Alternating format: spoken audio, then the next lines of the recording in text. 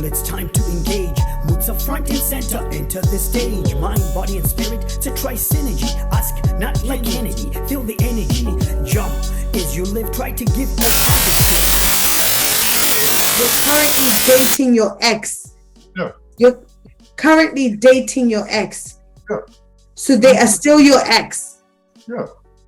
But She you're might still- dating. Yeah, she might still, we've been on and off together for the past, I don't know, 10, 15 years. That's aside the point. Like, we have an understanding right now. The dynamics change, and there was a lot of healing that had to take place in my life as well to move my mindset and shift my mindset to say, well, okay, Doreen, you're not your mother or your father, you're D. You know, I'm a totally different person. Yes. And it's like somebody was saying about the point that, you know, you have to know who you are, because sometimes we think to ourselves, because it's happened to our parents or our siblings or this, that and the other, we think it's going to happen to us. But at the end of the day, we're all individuals. And so for me, it's like the Lord had to do a work in my life to take me to a place where to say, well, okay, Doreen, you're not your mum, you're not your dad, you are you. Let me heal you. Let me show you how to, you know, have a positive relationship, to be the person that I, you know, designed you to be. And I think that bit of knowing yourself as well, that makes a big difference. A relationship is not a one-way thing. It's not a dictatorship. It's not there like with clauses and rules to a degree. Like, a relationship should be clear, honest, open, understanding, and fulfilling, and educational as well. If you're not learning something in your relationship, you know, like periodically, then it becomes a drain on you. hype. Don't like, take a hike or roll the dice. Grab the mic, connect like Skype. No need to save face. It's a safe space conducive to mental fitness, wellness inclusive. Chasing nirvana elusive. Instead, shed the abusive pattern. Real like the rings of Saturn. Full circle, Muta's in purple. Royalty regal. She's killing you with kindness. It's almost illegal. So my people, life is up and down like a seesaw. Calito, fly away high like an eagle. Watch the leaves grow. Once my flow is flawless, then it's finito. So, welcome everybody to the show, Shifting Your Mindset, Men Do Talk podcast. And thank you all for joining into the show. We'll start with Leanne, Lady Leanne. You want to introduce yourself? And then we just go around. Yeah, my name's Leanne.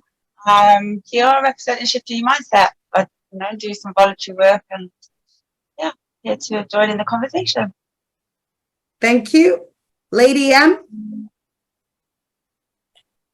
I am Lady M, and I'm here representing myself, but I'm here to chat and be with Shifting Their Mindset and collaborate, and yeah, have fun. Thank you so much. Lady and say D. I'll combine you both together. Okay, hi, I'm Dee.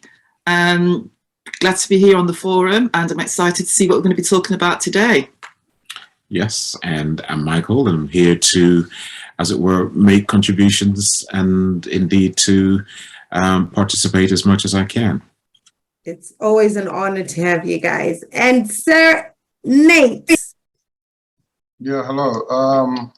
I pretty much met these guys, Shifting Your Mindset, last night.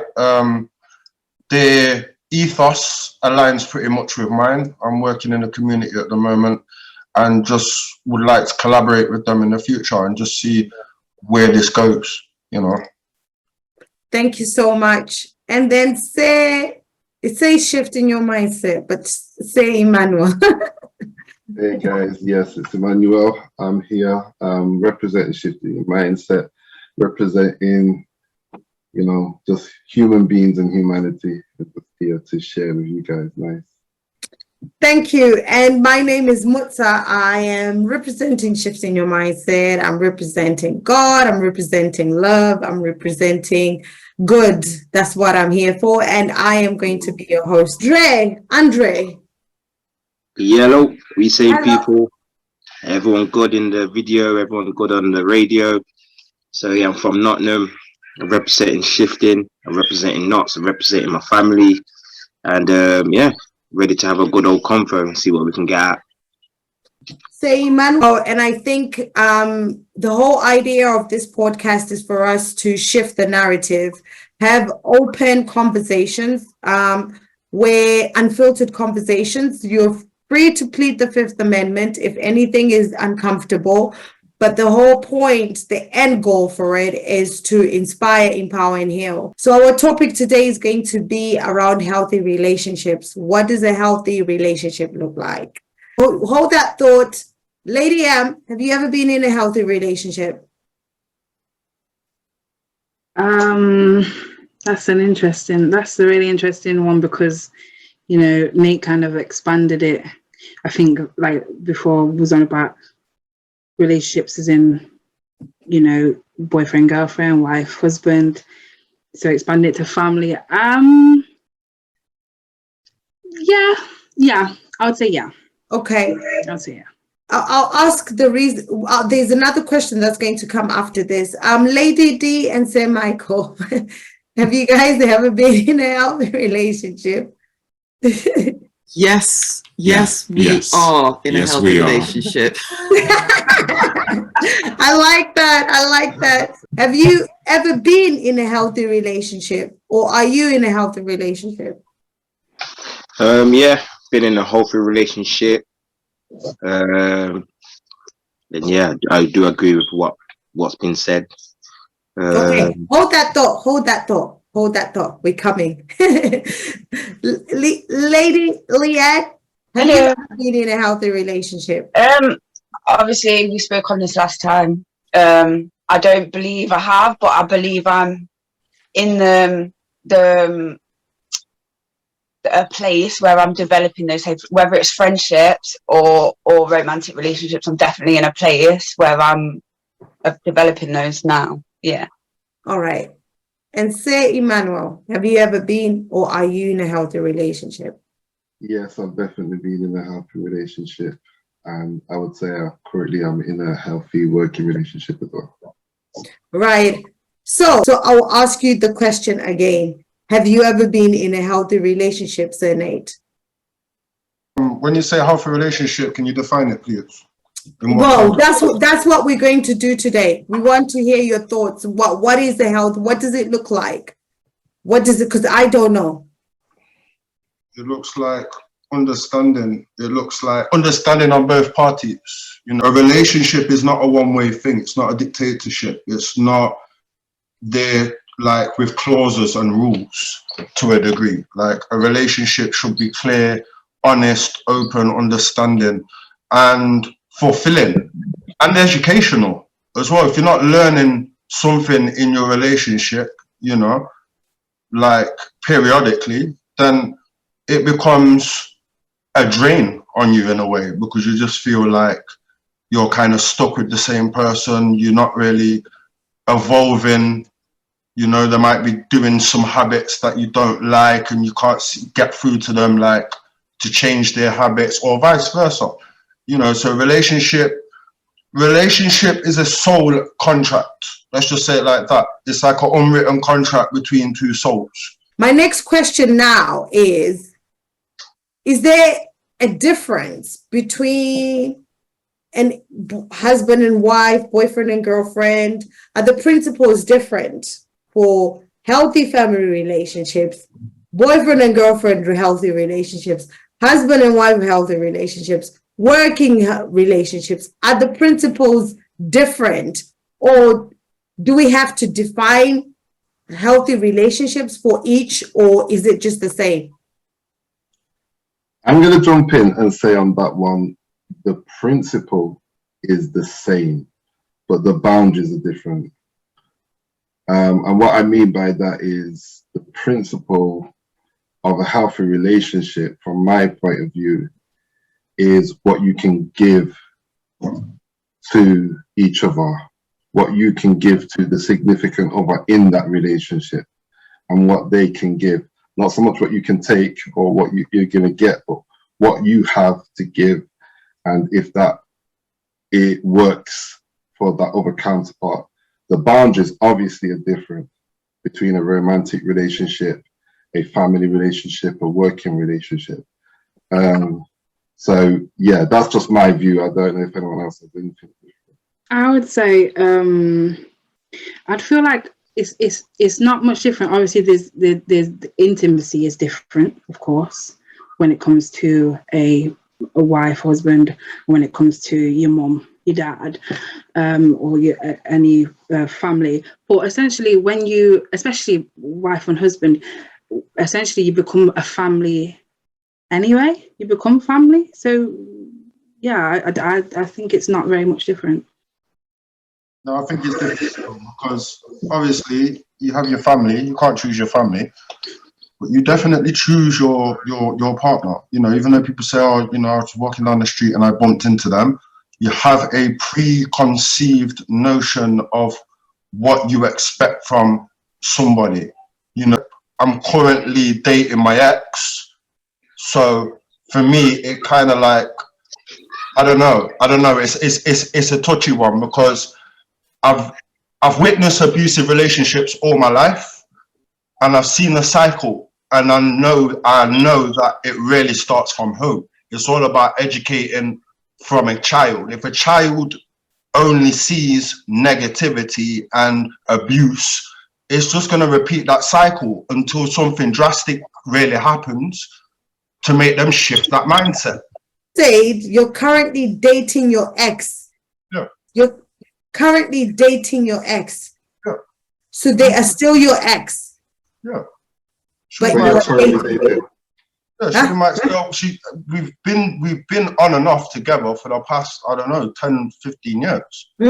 That's aside the point. Like, we have an understanding right now and a respect level that she doesn't want to be my girlfriend. I don't want to be her boyfriend. But we have a very close, intimate, understanding relationship. And we communicate very clear. And if I'm going through something, she's one of the first people that I can communicate with and relay my troubles, and vice versa. Do you guys see other people? No. I'll come back to that one. Because I think that's what a lot of people in our generation, that's how they say it. I'm going to go to say Michael and Lady D, because you guys have been married for 30 years.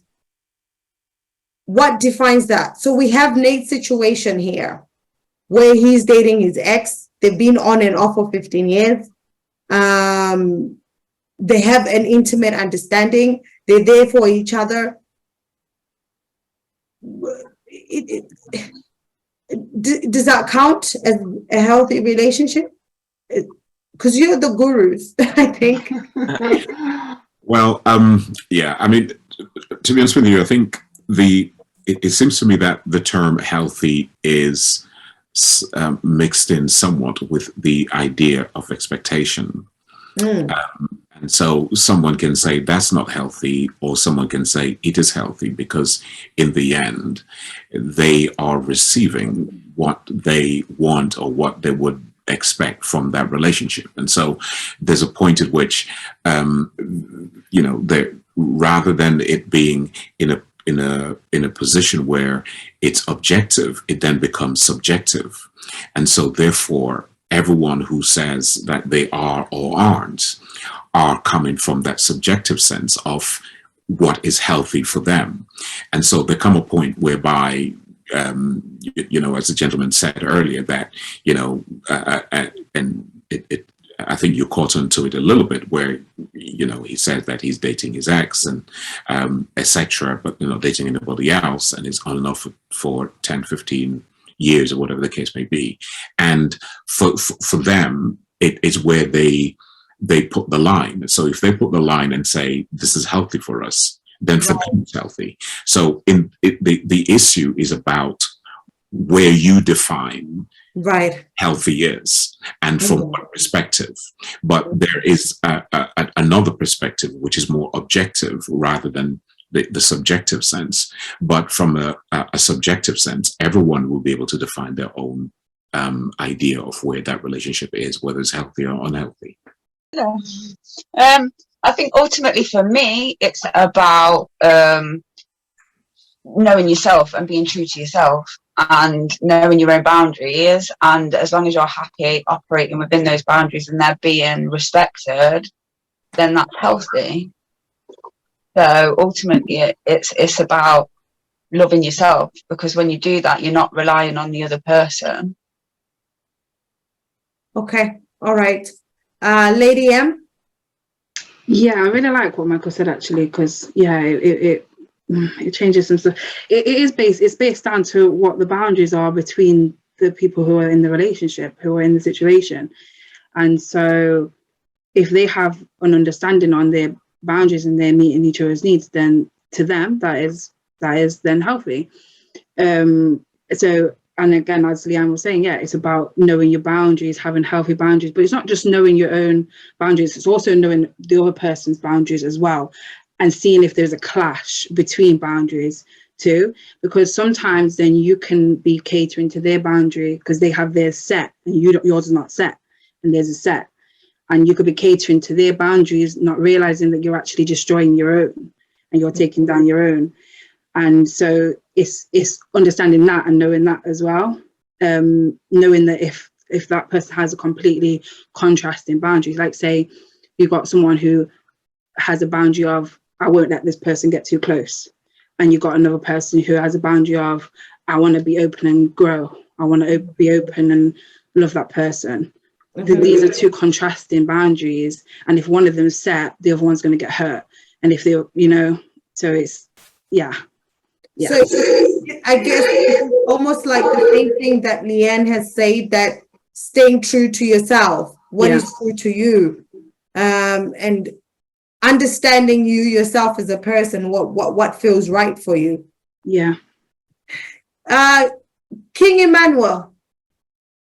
Hey, you're asking me what is a relationship? Like how do you define a healthy relationship for yourself? How do I define a healthy relationship? I define a healthy relationship as a coexistence. There's another word I'm looking for, but it just lost. I'm a real listener, so sometimes I get sunk into listening. But my definition of a healthy relationship is a relationship between two parties that complement each other. They both are able to give and take. They're both able to reciprocate. And there is a level of independence between the two parties. They're not controlling each other, but there's also a level of codependence between the two parties where they can lean on each other in whatever way. I'll leave it. All right. Okay. Cedric, how do you define a healthy relationship for yourself? Me, I defined it as, I would say, a lot of commitment, understanding, like self-awareness and awareness of other people's space and time. And just give and take, and make it be natural as well. I'm a kind of a person where I don't like it forced, or I don't like people putting in the words on, oh, you two should make a good couple, or you don't look good together. I don't listen to none of that. I just like it to be nice and natural. Basically just build up a good friendship, healthy, good friendship, nice communication, and hopefully it blossoms into a nice relationship, like more stronger relationship, should I say. So you don't like titles? Nah, I'm not really a title kind of person. I feel like the titles always add to the relationship that you've got. Just like if you do get married, some people know if you're married, there's certain commitments as being married than you are as being a girlfriend or a boyfriend or an ex. Just from being married, both parties have like the ability to think of something different now. They're in a different light. They've got to learn how to be a married couple. You know what I mean? So I don't think I'm a fan for marriage or any kind of titles like that, to be honest. Right. But that's just like a whole different subject again. Yeah. What? No, that's fine. That's fine. So we have a variety of a mixture of different ways that people feel regarding healthy relationships. And I know, say Michael, you answered, but Lady D didn't answer, and I did that deliberately because I wanted to break it down. I wanted to break it down and come back because you guys share the same sentiment. Lady D, what are your thoughts? I would say that my thoughts are that it's, in order to, for me, a healthy relationship consists of having, you know, mutual respect, love, and being a Christian as well. For me, just having that healthy relationship with God helps me in my relationship with my husband. And the reason why I say that is because when the word of God says about, you know, love your neighbor as yourself, you know, it's important that when you know who you are and you love yourself and you're secure in who you are, it's like you're able to have that deep relationship or that foundation to build on. And it's like somebody was saying before as well, because I mean, somebody mentioned the word about friendship as well, because I think for myself and Michael, we had a really good friendship as well before there was any kind of, you know, physical relationship, so to speak, or before we got married. So the fact that we were able to sit down to talk and to communicate, we got to know each other really well. So it wasn't a situation where, you know, we just sort of like got together. There was a lot of like building up of trust, a building up of understanding, a building up of getting to know each other. So it was a very sort of like slow process, but it was a good foundation, because I think in any situation, you need to have a solid foundation, because there are so many things that come at, you know, that can attack relationships, so to speak. Because like somebody said, you know, the problem there is that in relationship tend to be communication, you know, sex and finance and those kind of things. And so you have lots of different challenges in relationships. And so it's really important that you're actually rooted and grounded and know who you are. And as I say, just being able to, as I say, to have that mutual respect, that love for each other, that understanding, and knowing that, you know, when the hard times come, you're actually coming together, because the two of you are actually becoming one. And so for me, it's a constantly growing process. For me, you don't get there. It's like you're always working together in that relationship and investing in that relationship. And for me, that's the important thing, the investment of, you know, being involved and working together with each other. Right. Okay. So we've had commitment as well. So Nate,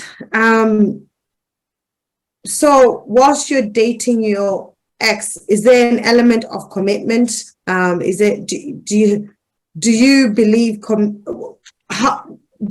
commitment makes part of a healthy relationship? Define commitment. What do you mean? Committed to her, like her committed to me in what way? Like loyalty, and you know. No, because at the end of the day, I live alone. I've lived alone for a long time. She used to live with me. If she woke up today and said she found a new partner and she was happy with, then yeah, that's it. Well, okay. To answer the question fully, any relationship I get into in the future, I'm not going to project my wants or my needs onto another human being, because one point in time they are going to disappoint me. And then what? Is all my house of cards going to come crashing down? Because again, I have some preconceived notion of what I expect in a relationship, because my mom and dad, or my grandma and granddad, or what I seen on the TV, or what I had a lovely dream about. No, it's better for me to just go with the flow. Like, I understand I live in England. I was born in England.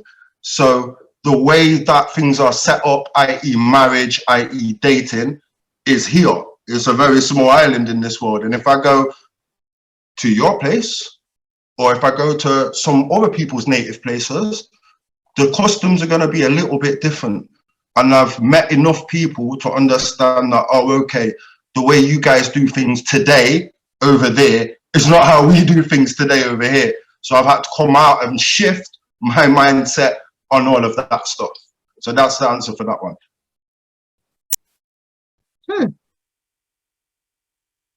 I'm processing. because I'm processing, because you hit a whole lot of things in one, and I'm trying to dissect which one I go to first.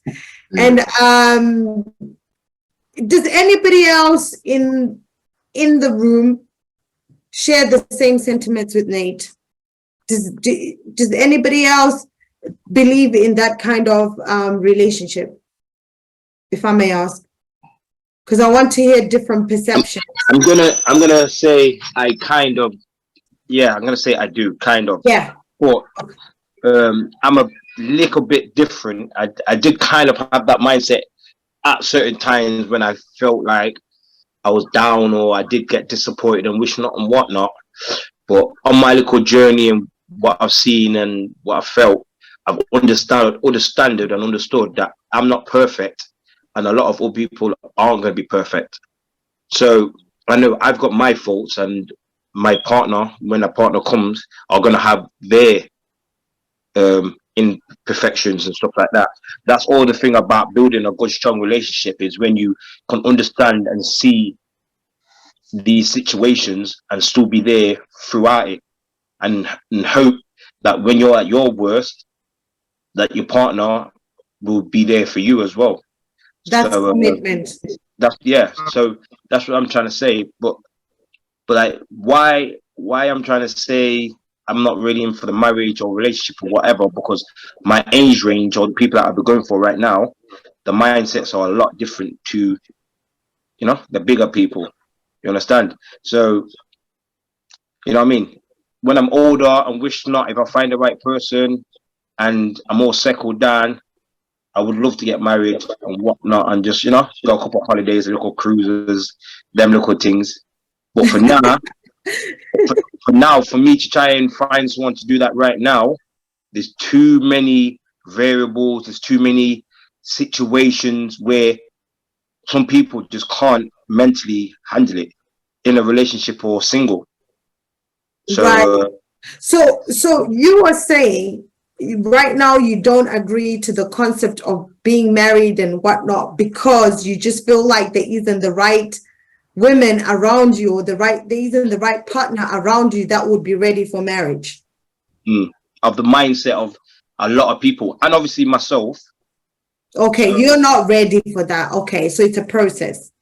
Yes, like what Dee said. Obviously, they've been married for 30 years, but before all of that, they was good friends. So building, you know what I mean? They could have possibly had a couple arguments, or they could have had a couple fallouts, but because they're not in that status of a couple or marriage, they've had that time to actually say, all right, then we can talk. We're not married. We're not, you know what I mean? So they can build up. Okay, so you're not ruling out marriage per se, but you are saying you want time to be friends, like what Dee and Michael did. Time to be friends. Natural, like it be natural. Natural. And am I saying it a bit right, Dee, or over there, or what do you think? Am I? I was going to ask Dee and Michael the question. How long were you friends for, guys? 2 years, weren't we? I cannot quite remember. Probably, I think we met probably was about 7 years before. Yeah, because the thing is, 6 or 7 years, something like that. Okay. Because we obviously we met in church. Basically, we were both at church, and we went away to study separately, but we still kind of communicated via letters in those days, just writing and that kind of thing.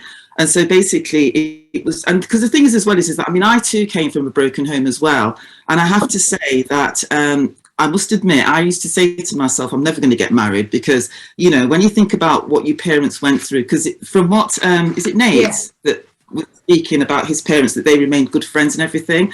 I can't say it was like that for me. It was quite difficult sometimes. And so my memories of, marriage and that kind of thing between my parents, that it wasn't very positive, and so that kind of like put me off, if you like. And so basically that was in my mindset from from a child, so to speak, thinking I'm not going to get married, etc. But then, as I said, as I sort of became a Christian, came to church, relationships change and dynamics change. And there was a lot of healing that had to take place in my life as well to move my mindset and shift my mindset to say, well, okay, Doreen, you're not your mother or your father, you're D. You know, you're a totally different person. Yes. And it's like somebody was saying about the point that, you know, you have to know who you are, because sometimes we think to ourselves, because it's happened to our parents or our siblings or this, that, and the other, we think it's going to happen to us. But at the end of the day, we're all individuals. And so for me, it's like the Lord had to do a work in my life to take me to a place where to say, well, okay, Doreen, you're not your mum, you're not your dad, you are you. Let me heal you. Let me show you how to, you know, have a positive relationship, to be the person that I, you know, designed you to be. And I think that bit of knowing yourself as well, that makes a big difference. Self-awareness. And so as I said, sorry?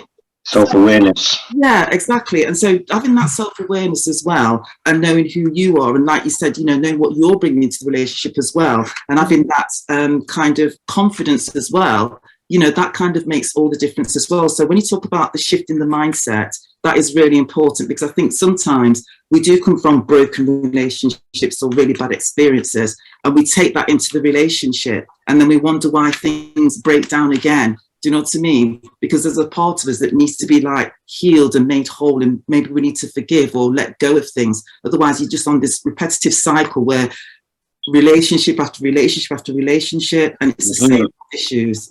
And so that's my idea. That's it. You nailed it. Lady Leanne. Sorry, I'm just going to ask a question to everyone on the panel.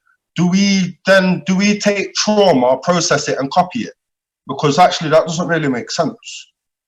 Really, I think that's not what has been said. I think no. But I mean, no. I'm not saying that has been said. I'm saying that's a question. Like, if we come from broken homes, because again, I came from broken homes. I did, but I had to learn that, do I want to inflict the same trauma that I went through on other people, or do I need to shift my mindset? And I think it's what Dee said earlier, is self-awareness. Self-awareness is the key to kind of getting finding the perfect partner, or being complacent in the relationship. Because most long relationships that I found, i.e. my auntie, my uncle that she married, the person she married, my grandma and granddad, they weren't happy. They were not happy, and they aren't happy. But they're together, and they're complacent, and they're understanding of each other. They still bicker and moan and say, oh, you know, they cooked the burnt the rice today and all that stuff. But yet there's still that kind of understanding and awareness that, okay, they're that person. I'm not going to try and change them. I'm not going to impose any kind of thing on them and bring my trauma that I've had from whatever year they come from and bring it into this relationship. And I think that's kind of us. No, sorry, Nate. I think that's what exactly Dee has just defined that. Before you decide to go into a relationship, you need to heal. You need to take time to find who you are and face those demons, or face that trauma that has traumatized you, and process it and let it go. Not a lot of people that are alive are actually leaving, okay? And there are a lot of relationships where people are complacent, because not everybody has the courage to shift the mindset to understand. And like for me as well, I was in that place for a long time, a long time. And I even had kids in the process, right? But when I started to spend time to invest in me, I had to ask myself the question, why do I find myself in this situation? And there were elements about me where in the other relationships that I used to go in, I wasn't true to myself, or I was holding on to what had happened in the other relationships. So it's not copying and pasting the trauma. Do not go, and I think this is one healthy relationship tip I want to just give out there today from my own personal experience. Never go into another relationship when you're not yet healed from your previous relationship. Absolutely. You're not doing yourself any good, and you're not doing the other person good, because you're just going to be copying and pasting that trauma. You need time. You know, my mom always say whenever I would leave one relationship and go into another, my mom would be like, you need to give yourself time. I'll be like, no, I believe in love. I'm going. And she'll be like, you need to give. Now with age comes wisdom. Right. The best thing I've ever done for myself is having daily reflective sessions for me, away from my children, away from work. I go in the forest on my own. All I have is the trees, God, and the birds every day. And in that time, I reflect on me, where I'm going, what I'm doing. And for me as well, God has been the centerpiece. Amen. Because I stand on the word that for me, God has said, I know the plans that I have for you are to prosper you and not to harm you. So when I'm in a situation when I feel harm, that's not within God's plan. So I let it go. Lady Leanne. Hi. What are your thoughts? I just need to kind of just process them because I had a lot on my you went mind. straight from that. I know there's a lot. Nate, is very good how you're coming through, because this is where we are as our generation. Thank you for speaking up and being true to yourself like this, because this is where a lot of us are, and we want to move from that place. So thank you so much, and respect to you, man, because it's hard to admit that.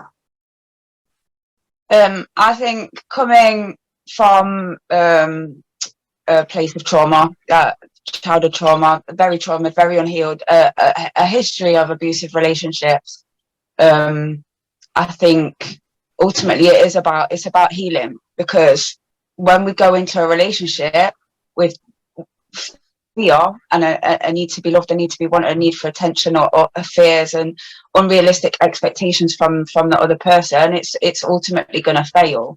But when we do love ourselves, when we do that work and we do heal and we do have self-love, we go in there with very different expectations. We go in there, it's that whole you want them but you don't need them. When you're good with you, whether it works out or it doesn't, ultimately you can walk away and know that another blessing is going to come. But if you go in there with a fear that they're going to leave you, and then you have self-hatred, then it's unhealthy. So that's where I'm at right now. Thank you so much, Lady Leanne, because that is true. This is where you still then find insecurities. Yeah. And then from insecurities, you then bring out other things. Lady Anne. I've like personally, I've been through so much different types of trauma as well, you know, that affect every relationship, like every single relationship that I come across, be it friendship, partner, you know, people I've been dating, and I've come across like really good people as well. Sometimes it's not even the other person. Sometimes it's me, that it's the going into it unhealed, and you know, it seems like a really good person, but it just seemed like the wrong time, or I don't know, something, or I've kicked off, or I push away, and there's a lot of things that, you know, I digress. What was the was there a question or No, so somebody's got something on loud, because I just heard myself echo there. So for me, we're still on the fact of where we were coming from, where Nate was saying, do you copy and paste the trauma and take it into the other relationship? See, sometimes you do it unknowingly. So they say that obviously people talk about, you know, going through traumatic, toxic relationships and things like that, but no one talks about the healthy relationship after that, after you've come out of that, and the fact that sometimes you then become the aggressor, because sometimes it's a case of you feel so out of control in the relationship you was in, that when you get into another one and that person is good, you want to take control now, because you can have control now, because you had no control before, and you don't understand and comprehend that you could actually just meet in the middle, and you could come to an understanding, you could listen to each other, you could build something properly. But because you're damaged from before and you didn't give yourself time to heal on that, you just want to take control of that one. So that's how you can then copy and paste and you become the aggressor. So yeah, so basically it was what you were saying, like it's about healing first, is what Dee was saying. Like healing is a really major thing in just knowing yourself. And I like the saying where it says, if you don't stand for anything, you'll fall. I mean, if you don't stand for nothing, you'll fall for anything, or something along them lines. And I think that's true, because if you don't know who you are, if you don't even know your own worth, your own self-worth, you'll take anything. You'll accept anything. You'll take anything. If you don't know your own value, then yeah, it's doomed to be unhealthy. Someone else could just take advantage. Sometimes there is the slim chances where a person can be unhealed and get into a relationship and meet a really good person, and that person essentially heals you or whatever. They're very far and few and in between, and it's just not even worth trying to hope for that. You might just start. It starts with you. It starts with healing you. Yeah. King Emmanuel. Hey, yes. I agree with a lot that's been said. And in terms of just that particular point, just like Lady M just said, a lot of people unknowingly do that, copy and paste.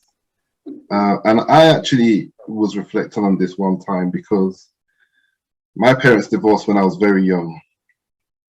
And essentially, I had a definition of a relationship breakup before I had a definition of relationship, because I didn't see my parents. I wasn't old enough to actually see my parents together in a loving relationship, if it ever was a loving relationship, which it would have been, because they were married at one point. At least at one point it would have been, and then maybe deteriorated. But I never witnessed that. All I knew was that they got divorced, and that I was raised by a mother that had been through a lot and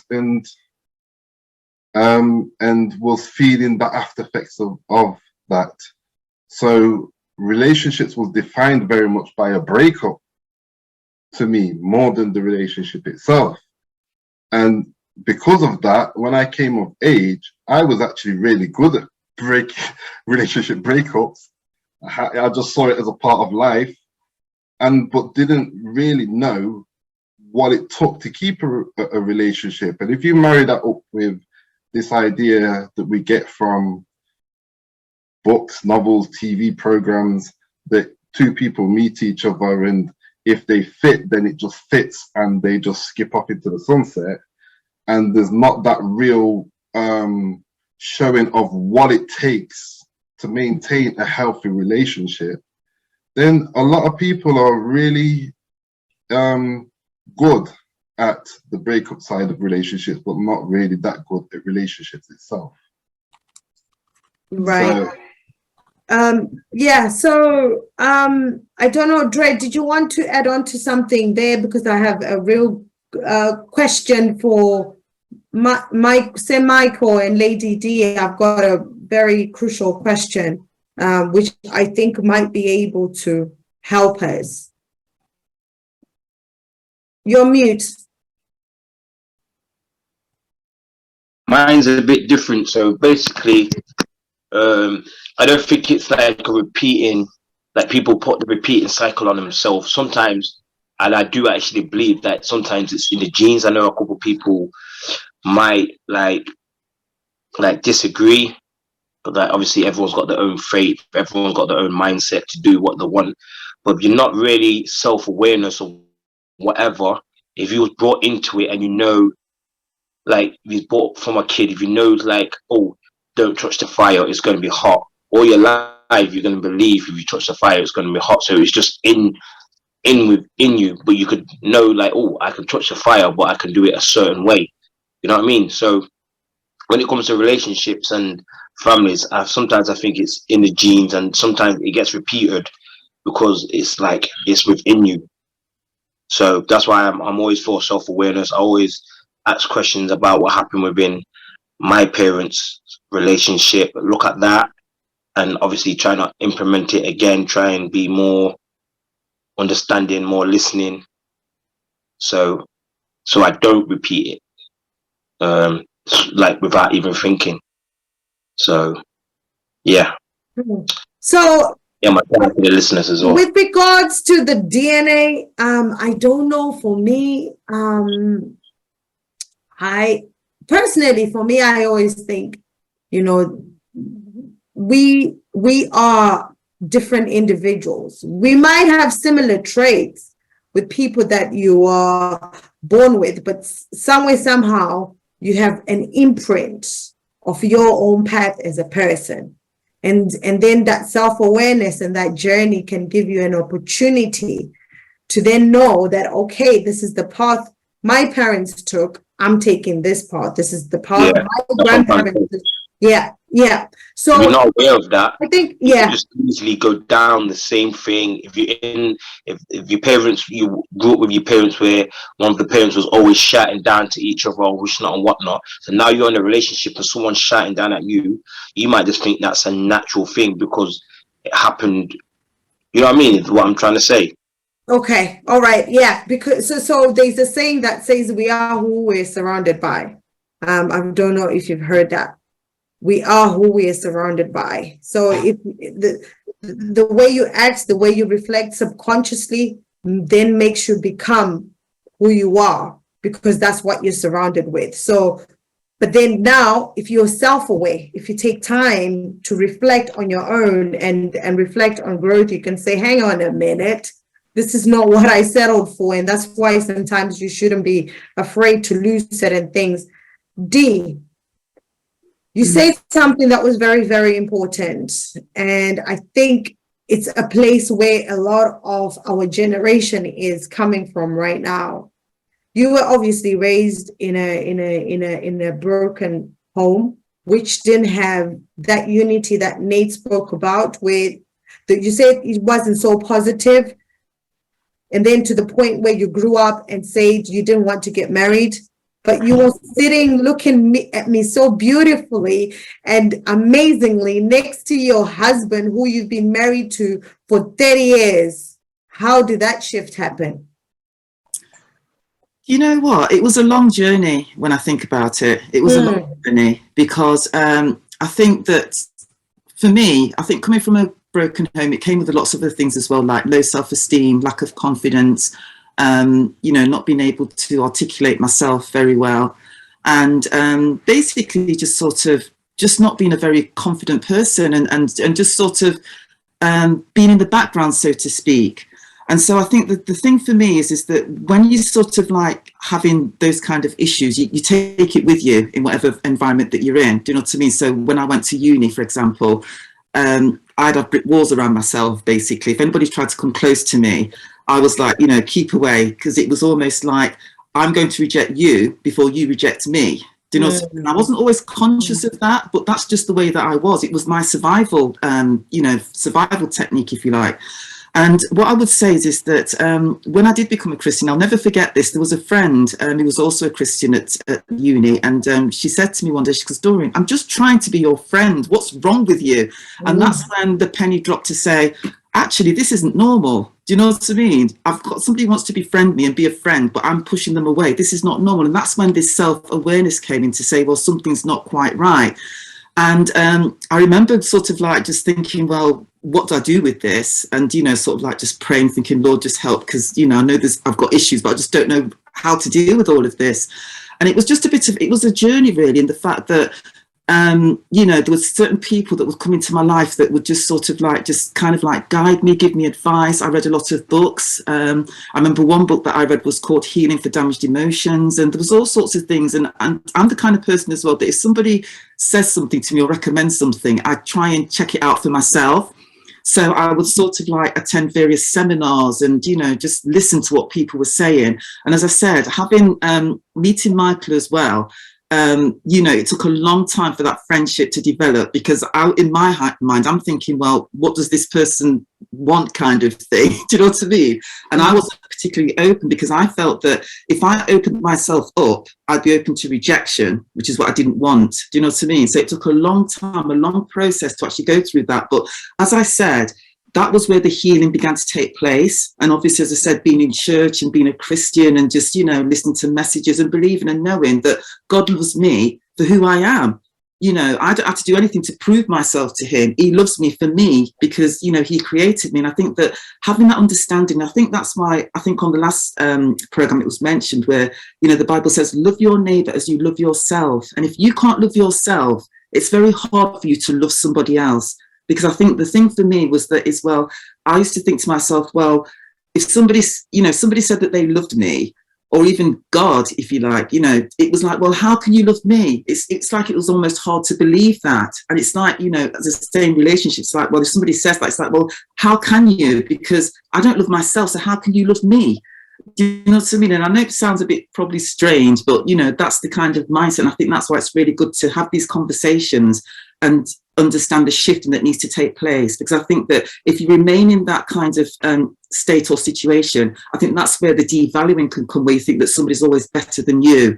And therefore, because you don't value yourself, then basically it's easy for other people to maybe take advantage of you or think that they can treat you any way they want to because you haven't got that value and that boundary is not in place either. But as I say, when you love yourself, you know who you are, that you are of value and you have got some worth, then basically I think that impacts how you relate to other people and how you relate to others around you.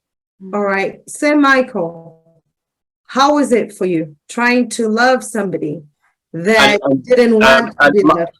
And Michael, if you don't mind, actually, I'm not trying to get too deep into it, but I feel like what I feel like I would like to hear is, did you have a couple hard times to where you had falling out, and then because we all can see that you're in a strong, happy relationship and you're married for 30 years, but before, did you have like issues where you seen some bad issues, if you don't mind saying, or have you seen like, you know what I mean, or was it none? Was it just smooth sailing all the way through, or if without going too much into details, if you don't want to. So there are two questions there, Michael. Mm-hmm. There are two questions. There's the question of how it was, trying to love somebody else that didn't want to be loved or that didn't understand the resilience, what kept you going, like, you know, because a lot of times if somebody rejects you, you're just like, whatever, and you give up. What made you fight for her? And how was it like for you, the impact it had on you? And then the question from Dre is, have you guys ever had any big challenges where you think this is it's gone, it's, you know, we're splitting up? I guess that's where Dre is coming from. Yeah. I'll come to Dre's answer in a moment, but on the first part of how I got to you know, love my wife as she is now. I think it started for me in a way whereby, for me, I had a sense of value, that I knew who I was. So as people spoke of before about self-awareness, etc., etc. So I didn't come with with any baggage per se. So there wasn't a sense of healing. In fact, on the opposite, I was, and still am, you know, quite positive in my outlook. So I knew who I was. I wasn't, you know, always a Christian, but even before I became a Christian, I had a value insofar as what I would be looking for if there was ever a relationship, if there was ever something worth having, etc. And I never looked at the here and now. I was always someone who looked forward. But insofar as a relationship coming together, I mean, it was actually meeting my now wife through another friend. We had a mutual friend, etc. So, and it's interesting because the Bible actually does say, "He that findeth a wife findeth a good thing," and that word "find" doesn't actually mean find as in looking for something. It's a word that actually means finding something on a journey. So if you're like, I'm walking down the road I'm going somewhere else. I'm looking to do something else. And there was a £5 note that I didn't expect. So you find it on the journey. So to that extent, if you like, it was something that sort of evolved over a process of time, and hence the reference to the friendship. And so in the end, so when we met and so forth, because it was through a friend and it wasn't a dating scenario situation and so forth, it's just something that sort of just developed in a natural sense. And then to the other question as to whether or not we've been in a situation where you think well, this is going to be it and so forth, and yes, there were, because but that's more about looking at yourself and thinking that, wait a moment, there is something else that needs to be defined. There's something out there, some other healing that needs to take place here, etc., rather than a rejection of her. It was more, wait a moment, I need to deal with myself. And I remember an occasion long time ago, but that was a self-defining thing, and it was a journey in a way whereby the Lord basically just had me in a place whereby it was you now need to decide, is it going to be Doreen, or is it going to be me? And I got to the stage where I said, Lord, it's just me and you. And it's when I was prepared to give up and become empty and go to that place of sacrifice, to give up everything, that's when it all fell together. And that, to a certain extent, I know that may be a little bit sort of strange for many to get on board here, sort of on this forum. But for me, it was because there has to be a kind of a spiritual, emotional, mental sort of connection going on. And when I said to myself, I'm prepared to give up everything for God, and just that it was just me and God, nobody else, nothing else, and so forth, that's when it fell into place. And that, to a certain extent, is strange, because I said to my two sons, I said, the most valuable thing you have is your soul. And, that's why the scripture says that what shall it profit a man to gain the whole world and lose his soul? So when I realized that, wait a moment, I'm not prepared to lose my soul. I'm prepared to walk this journey by myself. And someone mentioned earlier about being independent and being codependent and so forth earlier. And I would put it like this, that yes, there's a sense, because, and of course, I know someone else mentioned about marriage and, it's not for them, or not for them at this time. And I understand that. But when the scripture, for example, says, and I'm going back to that because that's where my worldview is now, is that when it says that, therefore shall a man leave his mother and father and cleave to his wife, and they two shall be one. They have to be two whole persons to become one. But if I'm looking to my wife to fulfill my needs, and she's looking to me to fulfill my needs, and I can't fulfill it and she can't fulfill it, then we hit a brick wall. But when I realized that, wait a moment, this has got to be through God. I mean, for example, the scripture says that it's through wisdom is a house builded, and by understanding it is established. The scripture in 1 Peter 3 verse 7 talks about, and it says, likewise ye husband, dwell with them according to knowledge. And one of the things that has captured the world, if you like, is that lots of people are looking for things, saying things like, I want to find true love. But true love has never been the hallmark of establishing a home. And that, to a certain extent, is strange, and it may be a curveball in there, but it's actually wisdom, it's actually knowledge, and it's actually understanding. Because if I have those things and so forth, there are many. I saw a survey the other day that said that 99% of the people that got divorced will say that they still love each other, but it wasn't enough. And sometimes people think that love will be enough, and it isn't. So so to go back to the question and so forth, we had to come back to the knowledge, the understanding, and the wisdom of how to actually do that. And just before I finish, prior to us getting married, we did something which for us was quite revolutionary at the time, nearly 30 years ago. We went and did what was called premarital counseling. So we didn't wait till the trouble happened. We tried to go out and we read books. We went to counselors and so forth, or whatever. So we prepared ourselves, because there are people who, if you like, they said, well, let's just come together, let's just see, we're attracted and we just see where it goes, etc. But no, we came in, as if you like, prepared, and to that reason why we are where we are. Thank you.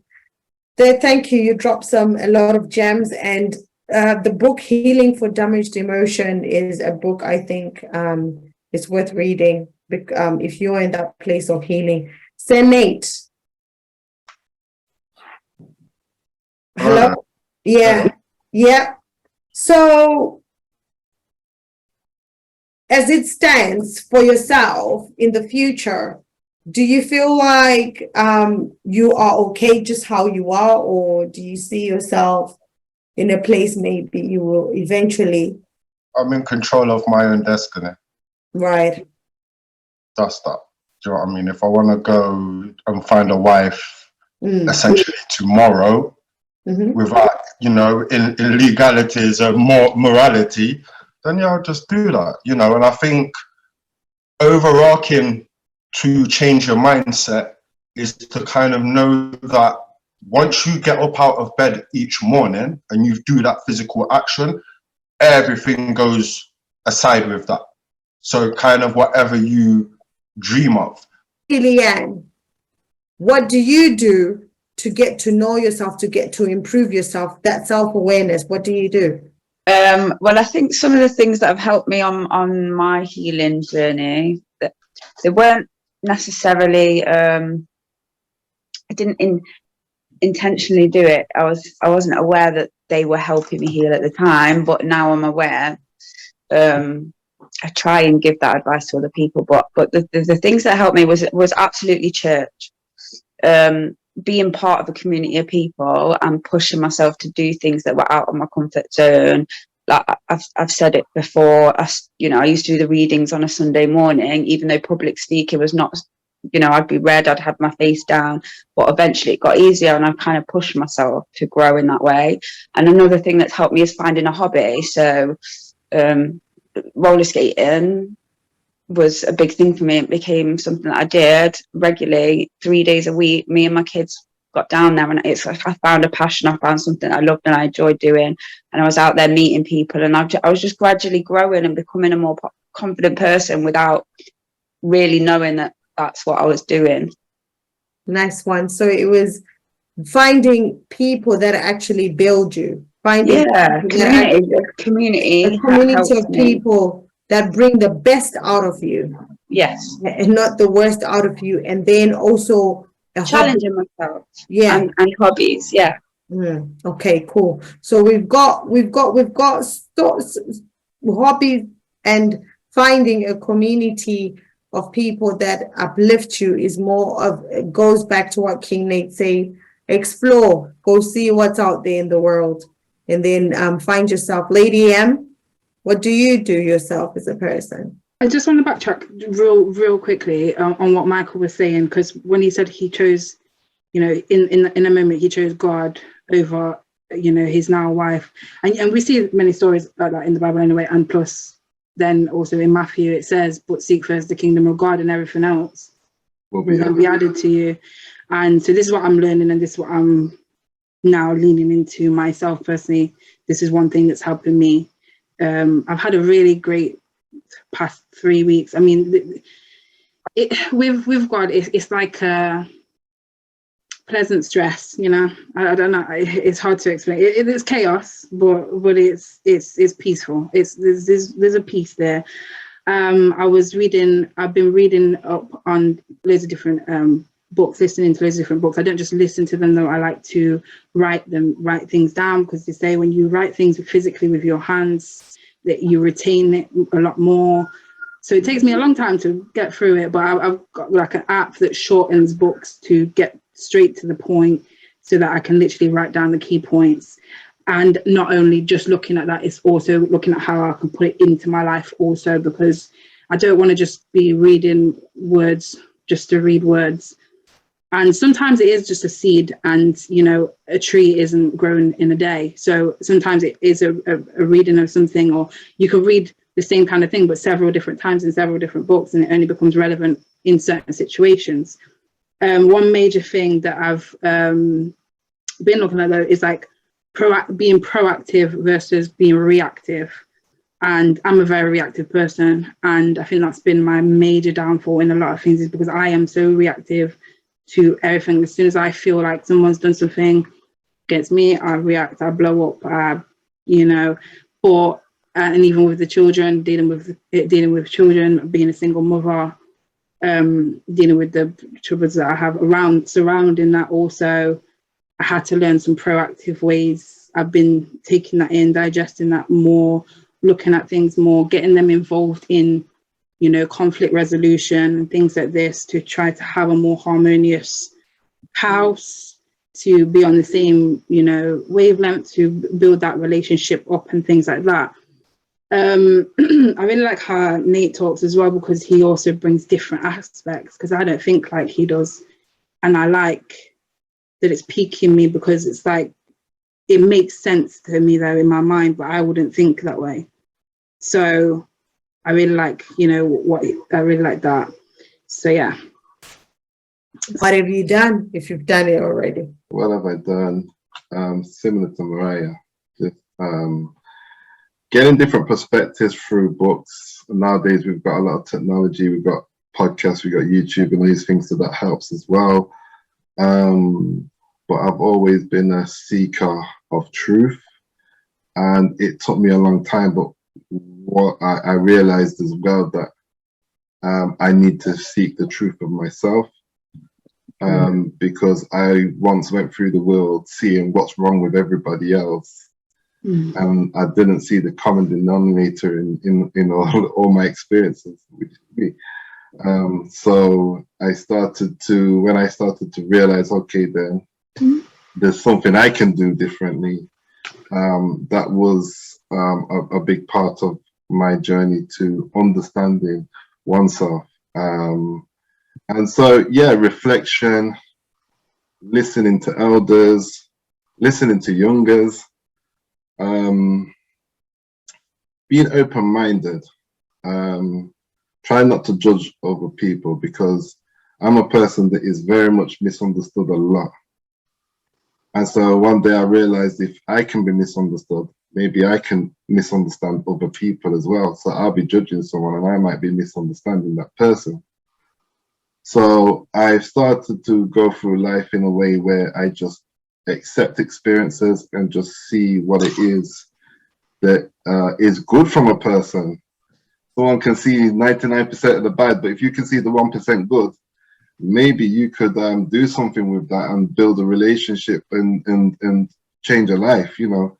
So yeah, I think I'm still on that journey. I'm still in a place of self-discovery. I'm still in a place of discovering others, and very much just wanting to give, because I'm a person that would welcome support, and, you know, looking around and saying, okay, where's the support? But then I think other people need support. Where's their support? So if I could do something to help somebody, that helps. And I strongly believe that God the Father sees everything you do and he will pay you accordingly. So yeah, I think I answered that. I'm not sure. All right, cool. Yeah, you spoke again, knowledge, reading, exploring. You spoke about also giving and having that support as well. It's very, very crucial because honestly, I believe you are who you're surrounded by. It's very crucial to find a good network and a good community of people that are able to uplift you in the sense that when you're around, like what Mariah said, there's a sense of a peace, an element of peace. When you're around the right people, there's an element of peace. There's an element of excitement. You enjoy spending time with those people. There's an element of you always come out better, or, you have that positive energy fed into you, which then uplifts you. That's how you know. But then when you are with people, but all you do is you distract yourself, or when you're around that person or around those people, there's no peace, then you have to regulate. The ultimate thing for me, I feel like when you are at peace with whatever decisions you make, I believe God speaks to us through peace, because God is God of peace, in times of peace and love. So whenever you feel peace within yourself with whatever decisions you make or whatever actions you're doing, then follow that path.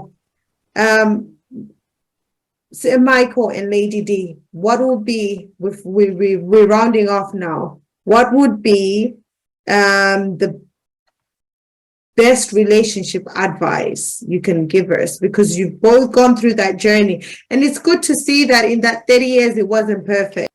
I would just say invite. to have an attitude of gratitude. Thank you. Attitude of gratitude. Yep. Proactive, not reactive.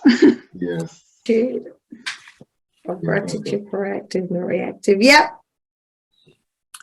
And I would just like to say that just to be in a position of ensuring that to have a healthy relationship, just think of investments that you invest yourself in the other person, because one of the beautiful things that came from Leanne and Lady M was about how they feel when they're serving.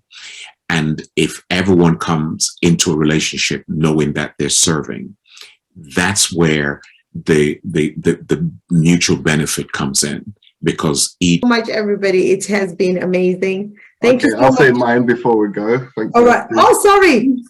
I didn't realize. Seek ye first the kingdom of God.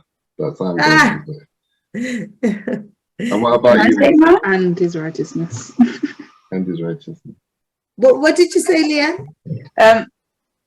I'm just gonna say have a good week. Do something good, do something for yourself and love yourself, and do something that makes you happy. Yeah. That's Look it. happy. That's it. That's it. That's it. And for me, it's do good to all men at all times. Mhm. That's it. It's been amazing, ladies and gentlemen and young people. It's been amazing again being on the show. We'll be back every fortnight. We have different topics. And like you've seen, it's not a walk in the park anymore. We have things that will get you to think. We've got a different mindset on the show, which is very good, because it's both, we have both objective and subjective things that will make you think, that will take you outside your comfort zone. But essentially, we're moving into a place of peace, love, and light. Do something good. Spread the fire of kindness. Be loved, be kind, and everything will fall into place. I hope you all have a fab week filled with love and light. Mutsa, we out.